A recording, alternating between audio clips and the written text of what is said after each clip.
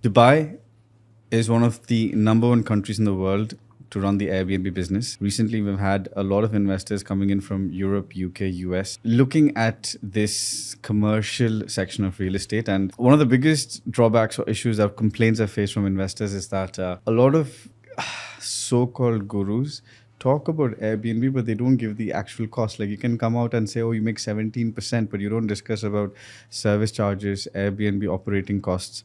So today's video, we're going to take it, let's say, one understanding unit by unit. I want to take this series all the way up to, okay, how do you run a hotel or an entire building? How does that work?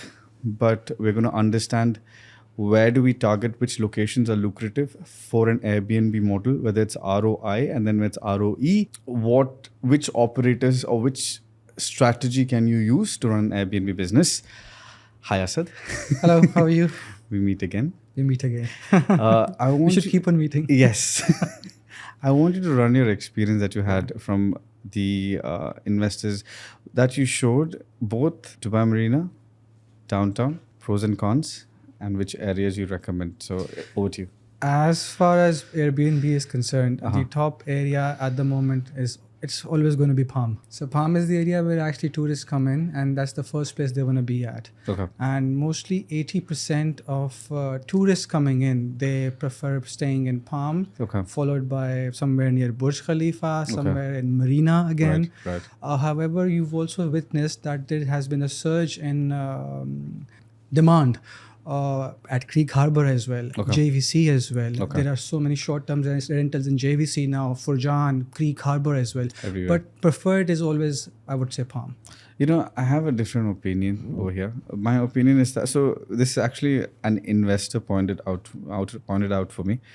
So we were looking at three locations: downtown, Dubai Marina, and Palm. Yeah. I had a perspective, we had a shared perspective that in downtown, you get an all around the year business. One, because of course, Dubai Mall is probably, I don't know, last 21 million visitors or something. It was, the number was, it's always crazy. Two, because you have the DIFC district right next door. So on maybe whether season is high or low, for example, in Palm, Marina, of course, during the good seasons, like especially now the season's fantastic, the weather is fantastic. When the weather is great, of course, the rates are really high. But what if during low seasons like Ramadan or let's say summers, but the businessmen have to operate, right? That's why we always felt like there is an all-round demand for the downtown region in comparison. But so today I want to ask you something else. In terms of, so you had a client, who was looking for somewhere around a million, 1.5. Is it around they started from 1.5, then we went up to 2 million as well. $200,000, $250,000. Okay. What did you see? For $250,000? There are a lot of options, I would say. It also depends upon what is your goal, what is your objective. Like you said, there needs to be an all-around business. That usually happens in downtown and I would say Business Bay area. Even when there is hot summers, people are still coming in and staying at downtown and Business Bay. Whereas compared to locations such as Marina, JBR, and Palm, the occupancy and the average per day rate, it drops from, let's say, from 80% down, way down to 45%. So something that is, let's say, on rent for a day for 16,000 dirhams, that goes completely down to 5,000 to 6,000 dirhams. But this in this $250,000 mark, which buildings did you see in Dubai? I just want them to understand which buildings you saw in Dubai Marina. Pinnacle was one of them. Torch Tower. We also went to Studio One, but that's the other side. That is by again the first group. And Elite was very good because of the views, I would say. So when somebody is buying, I would say when an investor is buying something to put on Airbnb, the best thing they're looking for is location, followed by the view, because that is what's going to make them the ROI in the end. So this was an interesting point. I wanted Asad to come to this point where see, for example, the Torch. Okay. So the Torch and Studio One are by very prominent developers called Select. Now, Select is doing phenomenally well in the market. I think one of the best towers in Dubai Marina Gate, is by Select. And in the Business Bay area, they're developing this beautiful project called the Peninsula. Yeah. Lovely developer. So you've got Marina Gate, Jumeirah living on the Marina Walk. Okay. And 2 steps behind, there's the Torch. Now, it's famous for the wrong reasons. Of course, it's been torched twice. But in Marina Gate, a one-bed is selling at 2.5 to 3.5 million dirhams. We found beautiful units in the Torch. How much was it for? The upgraded unit you sent me, how much was it for? 2 million? No. It was for 1.7. We could have closed it on 1.6 as well. The 2-bed? The 2-bed. Fully upgraded unit, and that was really amazing. It was beautiful, right? Yeah. So now this is the catch, okay? You can get a beautiful unit in an older building where your ROI can be high, but what are your possibilities of liquidating that asset? Because I've always explained to investors that a real estate asset should be liquid. Like I was made this video yesterday saying that, okay, wow, this is launched the other day where there's a tower in Business Bay, 3,000 apartments. Okay. 50% are sold on day one. So much of hue and cry. We're like, oh, wow, 50% sold. And I'm like, who are these investors, I mean, would you like to live in a building where there are 3,000 apartments? I mean, I'm sorry. I would like to give example of Benghazi here as well. They follow the same thing, same, like they come up with 600 units in a building. Yeah. But you see, if I buy something, 600 other people have the same thing. So what value does it create for me? Correct. That is exactly what the investors need to see. I remember we were talking about scarcity. That has the value. Yes. So something that is in demand, something that is scarce is what actually creates value. Yeah. So that's what I said. See, I guess the Torch can give us really good ROI, but then when it comes to liquidating the asset, it's a bit difficult to do that. Yeah. Not really difficult, I would say. I would like to rephrase my words. How much time span do you think you can sell a property like that? 2 to 3 months. It does take around like that. See, but let's suppose an investor bought it at 1.6 million. Okay. Phenomenal ROI. I mean, we start like really focusing on Airbnb it, and we give it to a very good operator. We'll shortly come into which operator. But technically, my investor would want to sell it at a profit if he ever does sell it.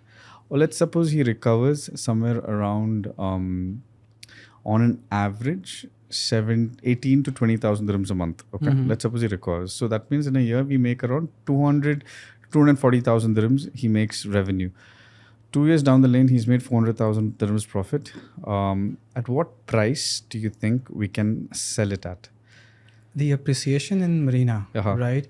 It's not as it used to be. Okay. It still is there. Okay. However, many other areas have taken that appreciation that I would like to mention Furjan, I would like to mention JVC, because those are areas, investment areas, I would say, short-term investments. We're talking about Airbnb.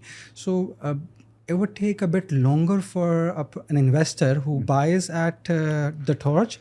It would take him longer to sell, but it's only for the rental perspective, or I would say another stream of income, and that's about it. JVC, I feel like the supply, I mean, just this year till now, I think there have been 30,000 units sold. Like if you look at the area that has sold most number of apartments, probably JVC. That's JVC. That's always JVC. I love Furjan as a location, but then, so 2 years ago, I was speaking, one of these projects I spoke about, it's called Avenue 4.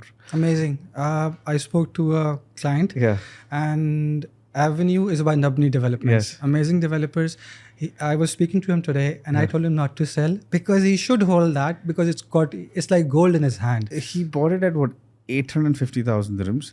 But today, Avenue 7, a one bed is selling at 1.3 million dirhams. Yesterday, I was shocked hearing the price of Silicon Oasis Ellington is selling a one bed at 1.3 to 1.4 million dirhams. I don't know where the prices are heading. Okay. Now, for Airbnb, a place, for example, even in downtown, I think it's the same policy as Dubai Marina. In the top-notch buildings, you're not going to get a unit that's going to give you ROI or ROE. It's an end-user product. Exactly. And in the lower tier of a high-tier location, can get a unit, but then if you get the unit, you'll get high ROI, but then liquidating the asset could get challenging. Exactly. That's where I come to yet again your favorite destination. My favorite destination for Airbnb investments. I mean, if it's only about investments and the goal and the objective is rental income, I would suggest the apartments in Palms, because they still have a view. They still, attract a lot of Western tourists. Which building in the Palm? I would say I love Azure Residences. But Azure, one bed will go at what price? One bed around 2.3, 2.4. How will you liquidate a one bed at 2.3, 2.4? As I told you earlier, since we're discussing Airbnb only, the liquidation would take longer. Because you see, if somebody's buying with the mindset that they're going to flip the unit over after 2 years and probably earn 20%, 22%, on top, it would be a bit difficult. You may end up probably selling it at 8 to 10%. That's why I want to discuss Dubai Creek Harbour. Now, see, Dubai Creek Harbour, I feel like the prices are nominal. You have a clear chance at appreciation. Your Airbnb may not be at the peak like downtown. No, it is very much. There is 69% occupancy in 69%. Yes, 69% occupancy. I've checked the data today. 69 to 70% occupancy, and the average revenue a person is making 174,000 dirhams per year. So there's a lot of demand of Airbnb in Creek Harbour. 174, but average in terms for a one bed or like? Now I'm talking about average. 1, 2, 3. Okay, average in general. Taking the holistic picture. So that would include 1 beds, 2 beds, 3 beds as well. But the top, the most wanted, the highest in demand are 2 beds. Okay. And so once again, I'm just going to quickly for the viewers. So can we go one by one? Like, 1 bed, what price do you think we can buy it in, and the sort of occupancy, the value we can achieve? You see, I love Creek Harbour because the value, if you want to do Airbnb, I believe Creek Harbour is the best place right now, because not only it would give you rental income, it will also be giving you appreciation. And that would be not less than 6%. So it will be somewhere between 6 to 8%. They can even go to 10%, 13%, depending upon building to building. Because the average appreciation year on year, if we look at numbers, it's around 10 to 15%, somewhere between that. So you're talking about the ROI 6 to 8% or the appreciation? Appreciation. Oh, that's good. So here you're getting your rental income as well. You're also getting a value for money because you've invested in something. You would like to sell it after 2-3 years as well. So at least you'll be able to send your asset liquidated for about over 22%. And then see, one more area I wanted to discuss, which a lot of people are asking me is like Furjan, I agree, is a great location. Jaddaf, what are your thoughts on Jaddaf? Because Jaddaf is an amazing area. It actually complements not only the downtown business bay, but it is also complementing Festival City and Creek Harbour as well. People are not looking at Jaddaf at the moment. But you see, the average per square feet prices are coming over 2,200 per square feet. So now there are still units in secondary available that have been handed over a year or 2 years back.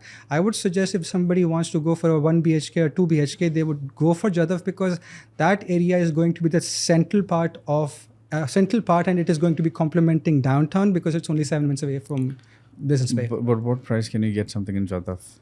2 bed you can easily get for 1.8, and that too by Aqua Developments, very good project, and I've seen it personally by myself. So 1.8, 2 million you can get a 1.8 to 2.1 you can easily get a 2-bedroom over there. What view? Burj Khalifa view. I am not joking, seriously. More because like there's nothing in between. Like a skyline. There's nothing in between. But then will it face the creek also? There are creek-facing units over there, buildings as well. Like I would like to mention Azizi and Binghati as well. And there is Al Walid Gardens, Al Walid Gardens 2, Sol 19. All these are there, but they're creek view. They have a view towards the Creek Harbour and canal view as well. But there are many units over there. There is nothing in between. You are even standing on the 4th floor. You have Burj Khalifa view. See, but I have a problem with a few locations. Okay. Let's say like a Shobha Heartland. Jaddaf. What's common amongst, let's say, Shobha Heartland, Jaddaf, Azizi Riviera, what's common amongst these are that on paper, logically, it's a great location. It's 7 minutes away. But realistically, I feel like the rents or the Airbnb the market hasn't caught up. Like, for example, see, realistically, JVC, the rental market works, right? I don't have to create demand. It exists. Dubai Marina, Business Bay, downtown, the demand exists. I don't have to, like, see, for example, if I buy a property today in Jadaf, okay, and I put a listing on Airbnb, it's not like it's the hot property where it's going to get rented out immediately. It'll take some time. It will rent out. It will create revenue. But this is my perspective about these locations where I feel like the rental market hasn't climbed as much as it should have climbed. I would not agree with that because let's say a good 1 bedroom in Jadaf is for a size for over 800 per square feet. Okay. And if you see the renewals as something different, but if you see the current rentals, they're still standing at 70 to 80,000 per year. So if you put those units on Airbnb, they're always definitely going to do more. Plus, Jadaf is developing right now. Nobody's looking at it. They've also come up with a new name for Jadaf is Dubai Healthcare City Phase 2. So Jadaf is now Dubai Healthcare City Phase 2, where that actually houses the Dubai Health Authority's headquarters as well. You've got police headquarters over there as well. That is an absolutely developing area. So you see, comparing that with JVC has had its time. I would say it's time for people to liquidate their assets from JVC and invest elsewhere. A place like Jadaf, because it is growing and it is growing every week, every month. Okay, now Jadaf, you mentioned 1 bed you can rent between 70 and 80,000. But what price can we buy it at? 1 bed, 1.2. So looking at around 6%, 6.5%. You can buy the older units still for somewhere close to 900,000. So let's suppose if we go for older units that have the bigger square feet, let's suppose 1,000 square feet. And if you buy something for 1,000 square feet, that is for 850, 900,000. And if you rent it at 80,000, 75,000, I think that's a great ROI. Whether you rent it yearly or whether you Airbnb it. Okay, but again, question for you. I don't know how the community of today also, if you go to Jadaf, it's just sand, building, building. Yeah. And then all of a sudden I go into a building like, let's say, Art Pier. It's a very Manazil. There's a building called Manazil. It's beautiful, okay? It's like very, very Medina Jumeirah vibes, and you go there. It's most of the buildings are brown. Very nice, okay? But again, it's just sand, building, metro. Okay. Why wouldn't I put that money into Creek Harbour? It's a beautiful community and it's 100% sure shot. There's no chance of risk because that Emaar is investing. Emaar builds the best communities in the market. Absolutely. Right?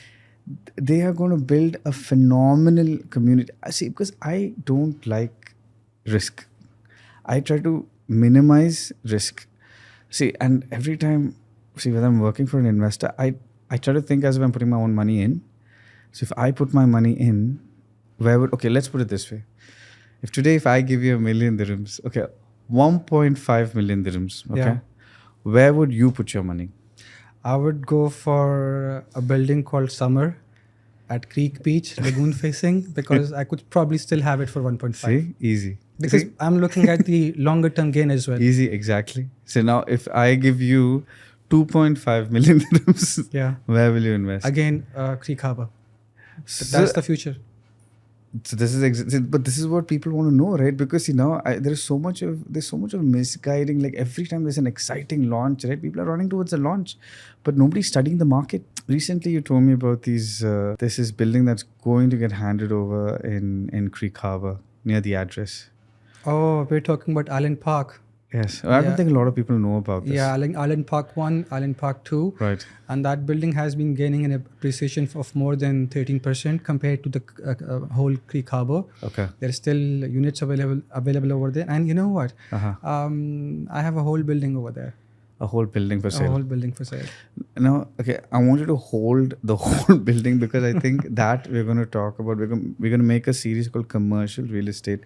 Because, now in 2013, I used to do commercial real estate where we dealt with hotels, buildings, plots. But the documentation was so, legalities was so intense, I took a back step. But now there are so many hedge funds, family offices, REITs. Absolutely. So coming into the market where, we're going to dive a little deeper into commercial real estate where we'll discuss about the whole building. About this island park, how much is a one bed selling in Island Park? So a one bed is costing around, the asking price at the moment is 1.6 somewhere. 1.6 is fair? Yeah, and you can still probably, there must be somebody who would be willing to sell it for 1.5 even, and 2 beds 2.2 and 3 beds 3.3 and above. So you're telling Park, yeah. So you're telling me there's a okay, now this is, guys, very careful, okay. So there is a building, handover is in between Feb and April 2025 next year. That means within the next 4 to 6 months. If you're looking to start an Airbnb business or move to Dubai, one beds at what, 1.6? Yeah, 1.6.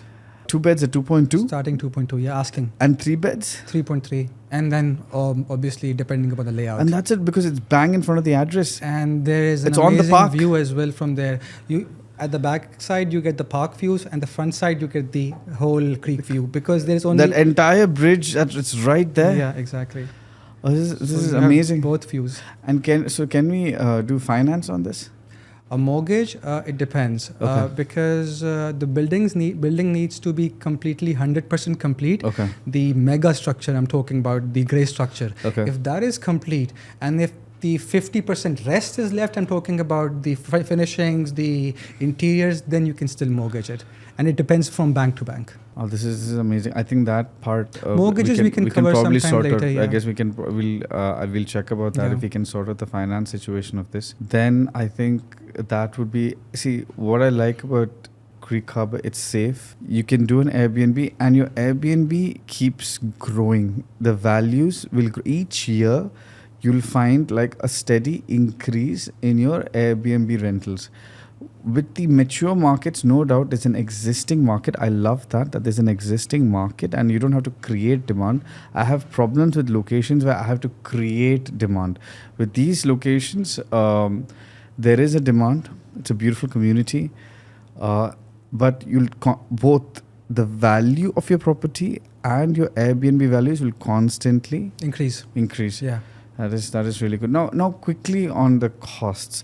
Service charges generally for an apartment, what are the service charges? 21 dirhams per square feet plus minus, okay. I would say. Depends upon building upon building. So we're looking at something for a one bed somewhere around 18,000 dirhams a year. Yeah. 2 beds would be somewhere around another 25,000 dirhams a year. Yep. And 3 beds around 27,000, yeah. 28,000 dirhams a year. So that will go down. And see, operator fees, it does vary. But one of the biggest companies, I've done a lot of business with Frank Porter. There are other good companies as well, but I normally prefer using British companies. I think they just do a really good job. Yeah, luxury home rentals. We've got Bertie's. We've got a very new company called B&B Me as well. Okay. People should check them out as well. It's good. Yeah, they've got high reviews. Yeah, absolutely. As long I don't. But do you know what their charges are like? They actually depend because you see they take a certain percentage from Correct. your annual revenue. Correct. Some start from 10%. Average is 15%. 15%. But then they're giving different things like account management services. They've got guest services, hospitality services, looking after your towels, toiletries, and all these things. So it's like a package. It is. See, I've seen 15 to 17%. There are some companies who charge up to 25%. I don't want to mention the name. But I think 15 to 17%, a strong company like Frank Porter or ones that he suggested. I've used, I think, 2 companies throughout. I think Frank Porter and AirDXP. Then I've used some private hosts, like individuals who have 3 to 4 properties. They give a lot of personalized service. I like that aspect to it.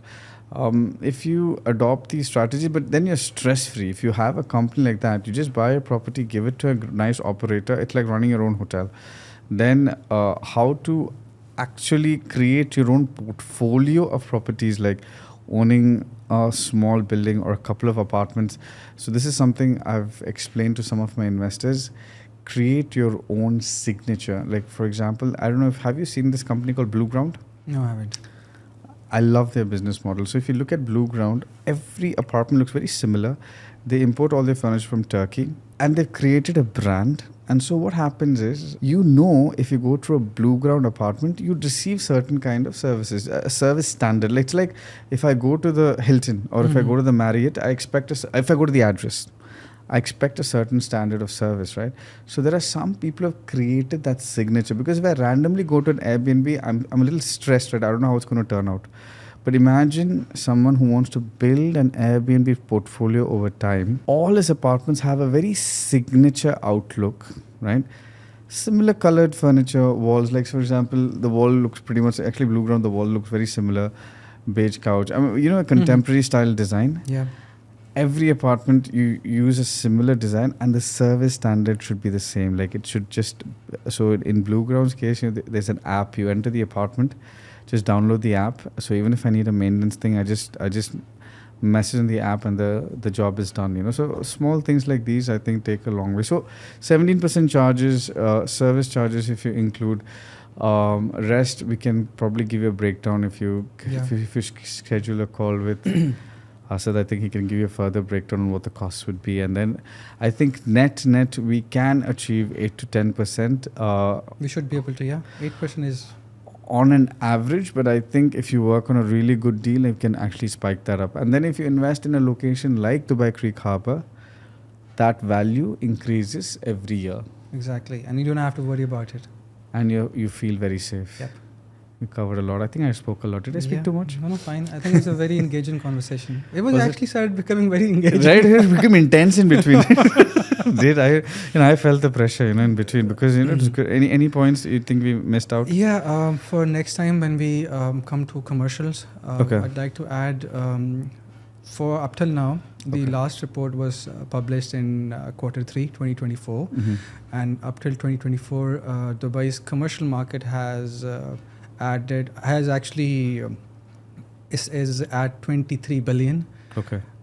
Compared to last year, a bit lower, but since May, June, July, August were a slower period, so hopefully they'll be closing at way better than 2023. And we can 2 months. Last month I saw news of Emaar Square building number 3 sold out for 585 million.